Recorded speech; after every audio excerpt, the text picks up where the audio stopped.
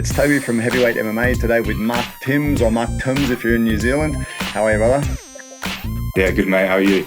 Good man. Currently in Shanghai, China, a place where you've fought on the scene in China and now you're training people out of China. Yeah. I'm back You're a back. little bit. What's your overall feeling of China, man, out of interest? Because it's a different place to be. Yeah, I actually really like it. In particular, like this city is especially good. Like, I lived in a few different cities when I fought over here, but living in Shanghai is like uh, it's actually a really good city to live in. Like, it's way different to living in other sort of like mainland cities, which is a bit more difficult to get the food that you want to eat and all that. But in Shanghai, it's not like that at all. There's great food, and yeah, it's really easy to live here, to be honest. Yeah, a lot of English influence, right? So there's English buildings, English foods or Western foods everywhere as well, yeah. Just makes everything's easy here. Yeah, it's kind of funny. You mentioned in one of your interviews about networks from fighting.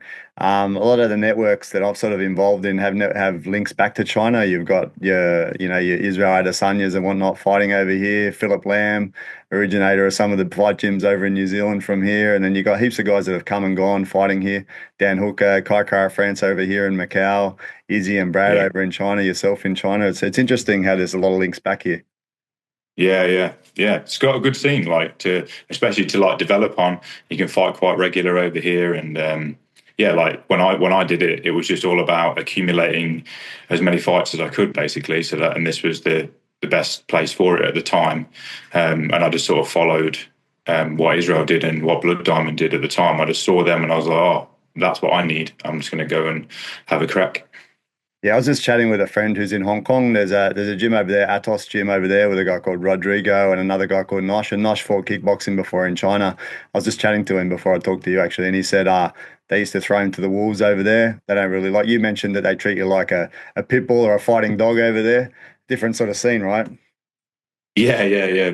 Back then, definitely, I used to just get like I wouldn't even know about an opponent, or like I would just get bundled into a car and took to a press conference for a fight that I never even knew about or something. Like it was just, but at the time, especially like in my first 6 months, I had no idea what was going on. Had a really bad culture shock at the time, and I couldn't speak the language at all. So I'd had no idea what was going on, but I was just there for the ride. So I just took it all in my stride, and yeah, that was it really. Like it's a bit different now, obviously. Like I work for an American company and stuff, and I understand like a lot more of what's going on. But back then, I was completely clueless, but I enjoyed it. Like it just made me more resilient and like a better fighter as well for it. And what do you think of the standards in Chinese stand-up fighting? I know they've got a lot of Sander guys. I've seen kickboxing, and it doesn't seem like a Muay Thai stylist. They seem more kickboxing / Sander stylists over here, right? Yeah, they're very good on the outside range, and then like they've definitely. I think they at that time especially they got a lot of like foreign coaches in to teach more like the Dutch style as well.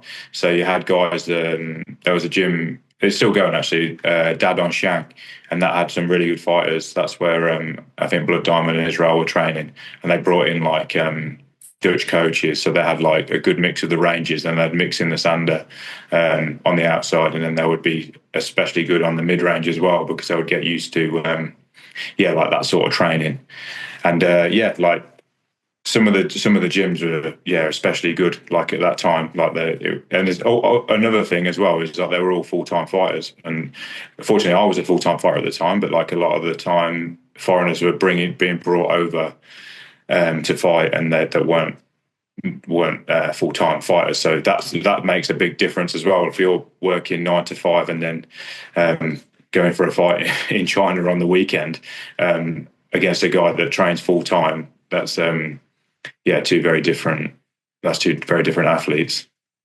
And then the different scene over in Hong Kong and Macau, there was a lot of Thai boxers coming over. I think from my perspective, it was primarily like the gangsters that would bring the Thai boxers over to be bodyguards, but then they would also give them somewhere to train, and they would train like their little henchmen and whatnot to do Thai boxing. So there's quite a lot of Thai boxing background in Macau and in Hong Kong, more so than probably the China side, I think.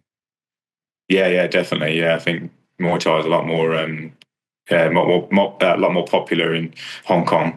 Yeah. And bro, tell us about, so right now you're training in the UFC Performance Institute in Shanghai. that's like it's a professional training type gig. What about your fighting, man? Where are you at with your own fighting? I'm not fighting at the moment. I'm not even. Yeah, I'm not really thinking about that at the moment. Wouldn't say that I've stopped, but I'm like I've got a full-time job now that probably doesn't stop me from that does stop me from um, training as much as I would like to, especially training for like a proper competitive match. So yeah, now I'm just like coaching at the moment, and then just seeing what happens with that. Really, Are your hands on enough that you'd be able to transition back to pro fighting easily? yeah, I like get into it and stuff, and still spar. Um, but yeah, like I'm spend a lot of my time now developing like systems and like yeah, running a full time striking syllabus here at the PI. So yeah, I would have to there would have to be some significant changes to the way that the way that I work basically in order for me to get back into professional fighting. Yeah, man. I remember I've talked to Mike Angove and I've talked to Richie Walsh a few times, and I can't remember who it was, but I think it might have been Richie Walsh was talking about what you mentioned, the combine, and he mentioned about like things that I've never heard anyone out of any interview talk about, like measuring fighters, different skill sets or physical side of fighters or whatnot, trying to get the best like athletes. Can you talk about that a bit and the combine over at the PI? Yeah, so it's over the course of 2 days. There's just a series of like technical and non-technical tests. The non-technical stuff is done downstairs, and downstairs is like that's where all the S&C stuff is. So you'll test their like VO2 max and like how many watts they can like develop on the assault bike and what they can lift and all that kind of thing. There's way more technical words for it, but that's my understanding of it. And then upstairs we have like a series of like technical tests for the martial arts side of things, and so then there'll be like the wrestling test, which is just like their offense and defense from certain positions, and it gets pretty like it's very competitive. Like uh, the boys really go for it. And then yeah, then on the fence as well, like their offense and defense on the fence, and we like mark them and give them a score. And then there's the striking test, which is like not very physical. Like I developed the striking test here and just made it so that it was just to demonstrate what they knew about how to set things up, how to position themselves, how to exit, how to defend themselves. Like I didn't really. The ideal striking test would essentially be to watch them spar, but when you've got like 30, 40 people in the room, like wanting to get a spot, like you can't really just say, chuck the gloves on and let's see what happens, because of course it's just going to be a minefield. So um, I just made it so it was like technical, and then yeah, they have the grappling test, and that gets pretty competitive as well. Like just different, starting from different positions, and either getting up or trying to submit, and then yeah, they just have like a bunch of scores that we like put together in like smarter base. It's called like a database of everything, and then basically by the end of it, we have like a ranking, so like who won the combine kind of thing, and then each individual athlete then will have like basically a graph that shows like where their strengths, where their weaknesses are, and then we can like just like players on like FIFA or something. So then you've just got all these like um yeah different stats on each guy, and then you can find out how you can develop them or whether we're going to have them or not, basically. Yeah, it's cool. It's cool. The only thing that it doesn't take into account is, like when I talk to some of the big coaches and that around, they say that they've had so many natural athletes come through, right, that are just amazing specimens. But what it comes down to is more how often they train and how they stick to it, their persistence, right?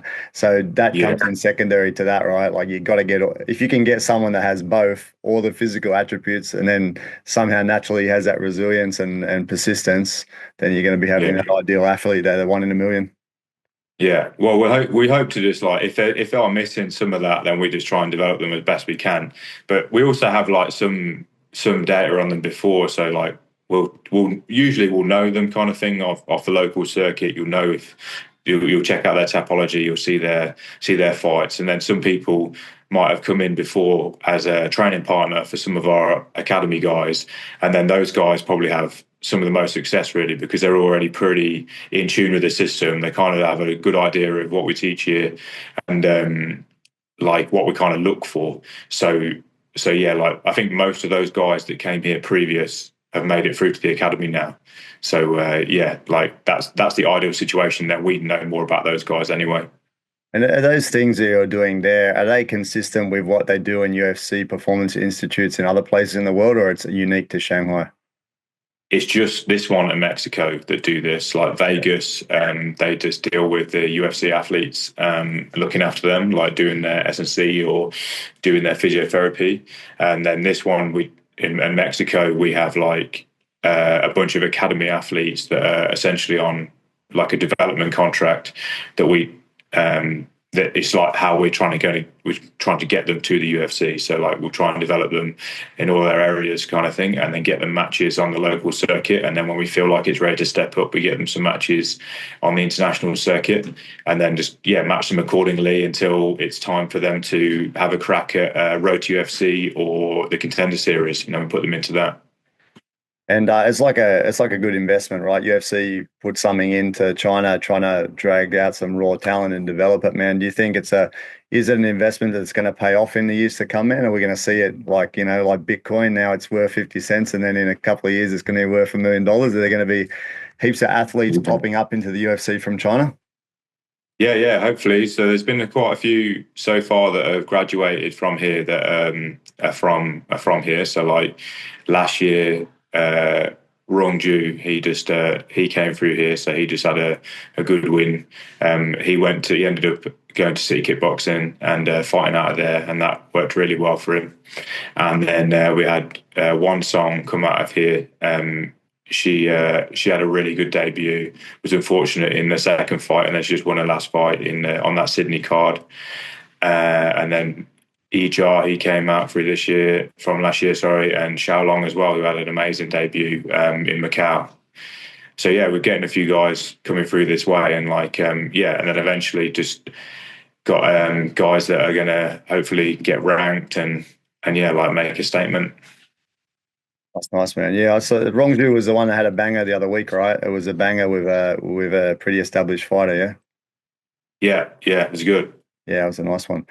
Man, you've been a bit of an international student. You've trained out of England, obviously, Australia, New Zealand, China. I think you went to the USA as well, you mentioned. What do you think the benefits are of doing that versus bedding down in a decent gym and just staying there?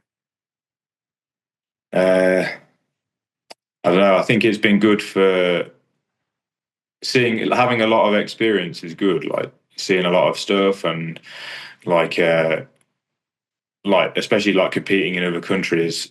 You just have loads of experience, then you sort of develop that way. I don't know. Like for some people, I think it's much better just to stay with your coaches if you're getting good coaching and like there's a good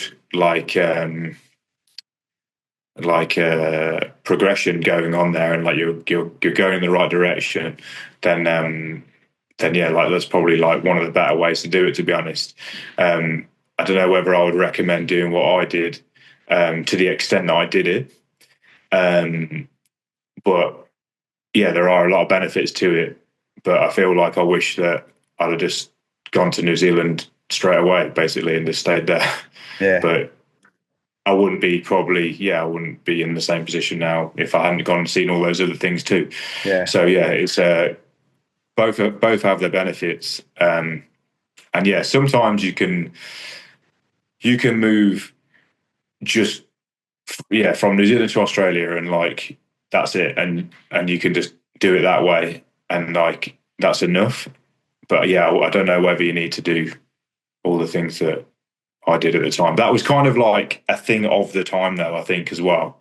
Like before, when I was doing that, I suppose one championship wasn't like an obvious route for like kickboxing and Muay Thai and stuff like that. So now it's way different. Like those sports pay. Whereas when I first left England in like 2014, like there was no money in the sport. So I don't even know what I was doing. I just knew that I wanted to do something, and I left.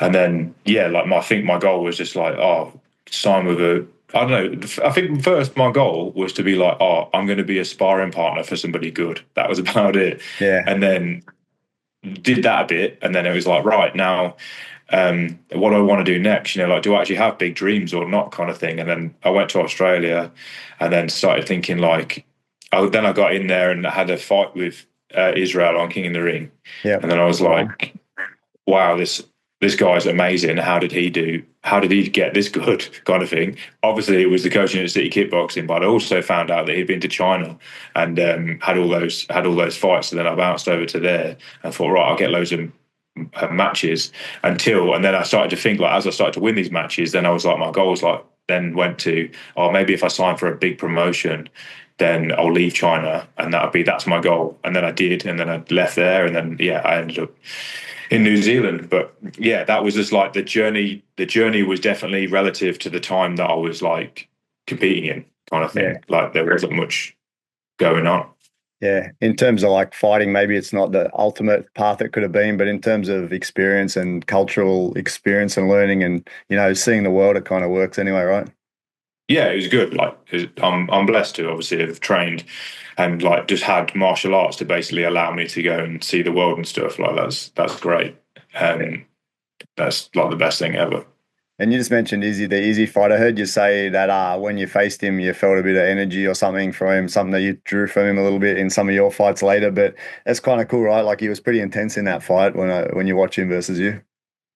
Yeah, yeah. I was like, I was very inexperienced at the time, so I was like, I had about 13 fights or something, not many, but he'd had a lot of fights, and he'd had all that experience in China, and he'd already fought on the big stage in Glory, and I didn't even yeah. Then when he stood over the ring from me, I was just like, oh shit, like I felt it from I already felt the energy anyway, and I was like, wow, how do I get a bit of that? Like that seems like a useful tool.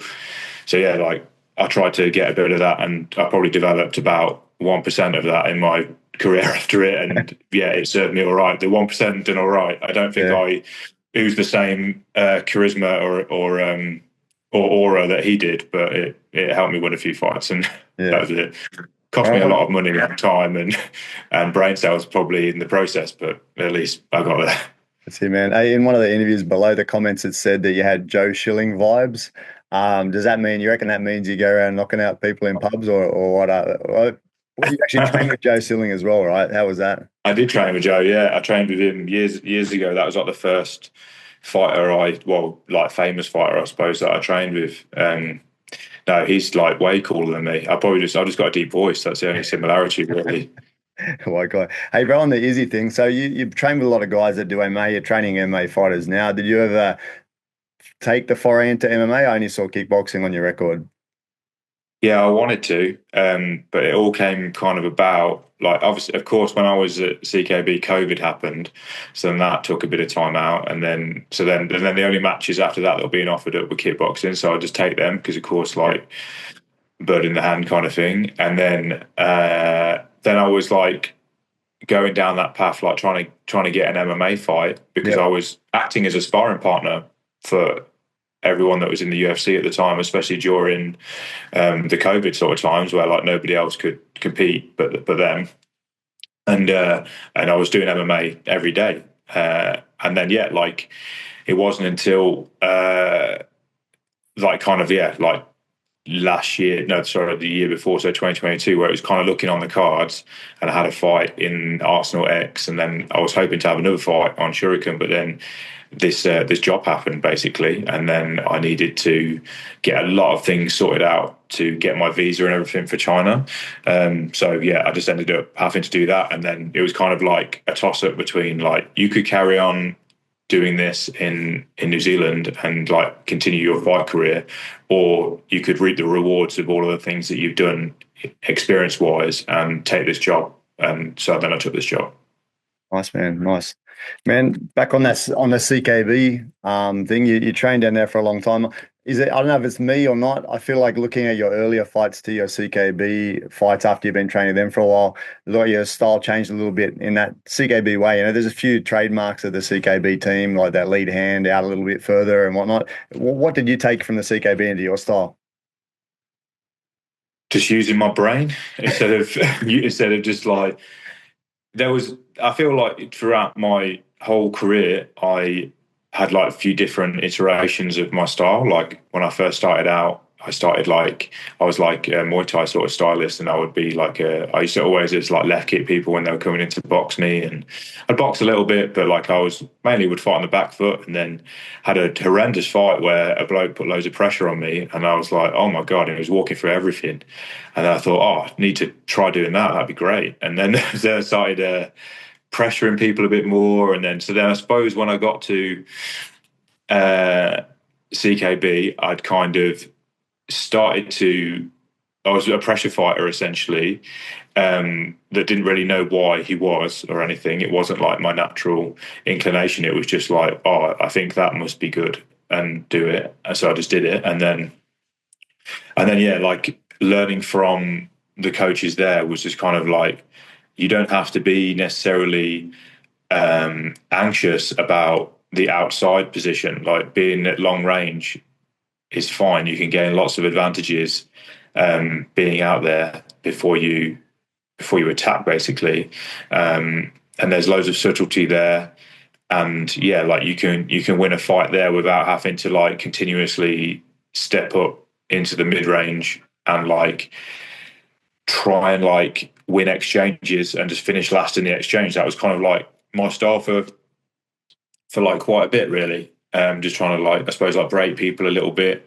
And then yeah, like I suppose I spent more time just on those subtleties, and then I just studied like hard like what they were showing me, and watching a lot more boxing, and sort of just understanding the game a little bit more, really. And then yeah, that kind of led me to just be a bit more like judicious with how I was going about things, really, and understanding like the the power of like the little subtleties that they kind of give you, and why they're worth training and spending time on. Like just doing like a few. It's not about just doing a feint that looks like Israel's. It's about being able to do a feint and knowing why you're doing it and what that's creating for you, and what dangers that could also present for you as well. So like that's what I got from it, really. It made me look at the sport like totally different. It made me like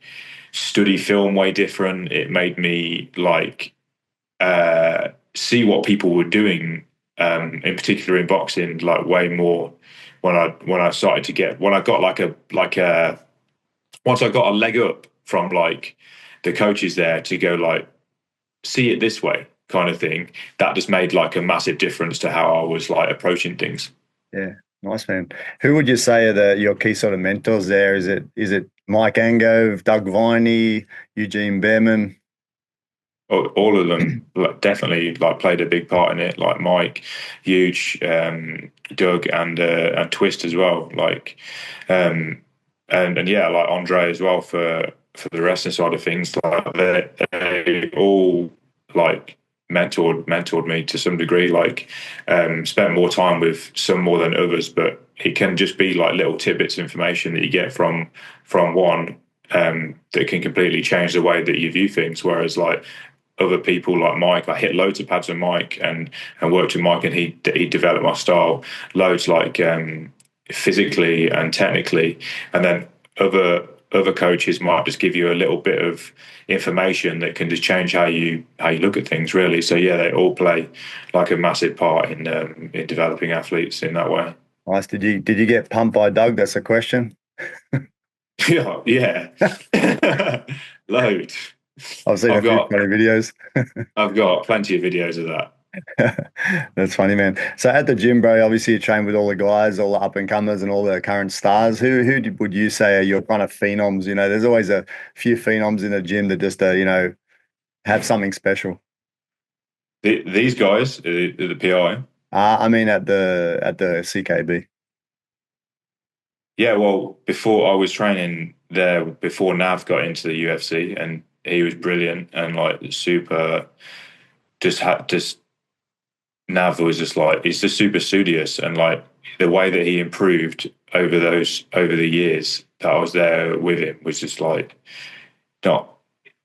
yeah, like it was so not quick, but like he just seemed to pick things up. He's just like an amazing athlete, and like he's also got like a solid head on his shoulders as well. And he would just like you could tell that he was getting a lot of repetitions in, and he was like watching stuff, and yeah, he just really paid off for him. Like he's just like testament to yeah, just like knuckling down and like just doing what the coaches say, and yeah, and you'll just reap the benefits of it.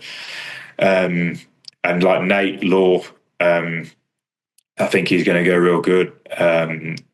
Yeah, he was at Dan's gym before when I was working there, and now he's training out of Ben Johnson's gym in Australia, and then he just sometimes goes back to New Zealand. But yeah, he's going to go well, and he's fighting actually. He might have already fought actually. I don't know the time difference. He's fighting now on Beatdown Yeah.